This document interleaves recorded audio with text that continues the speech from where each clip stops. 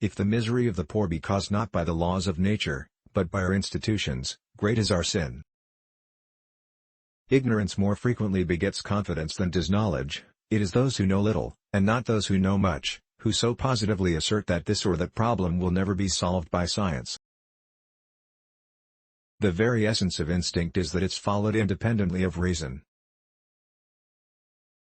A man who dares to waste 1 hour of time has not discovered the value of life.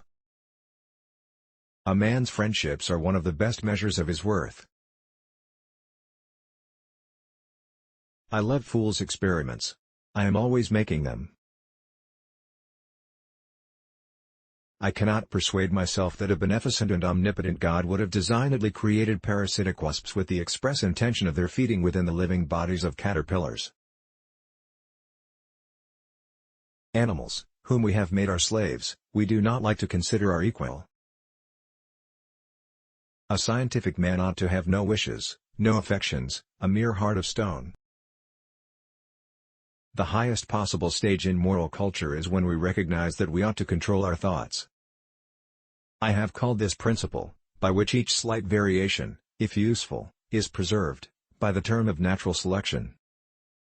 An American monkey, after getting drunk on brandy, would never touch it again, and thus is much wiser than most men.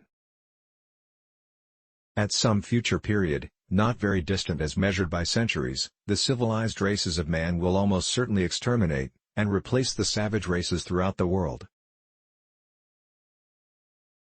The mystery of the beginning of all things is insoluble by us, and I for one must be content to remain an agnostic.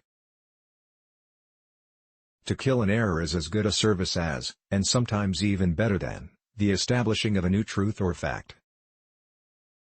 A moral being is one who is capable of reflecting on his past actions and their motives, of approving of some and disapproving of others. We must, however, acknowledge, as it seems to me, that man with all his noble qualities, still bears in his bodily frame the indelible stamp of his lowly origin.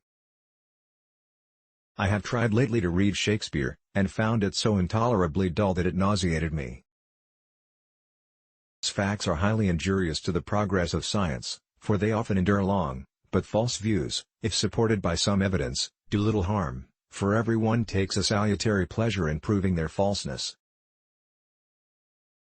I am turned into a sort of machine for observing facts and grinding out conclusions.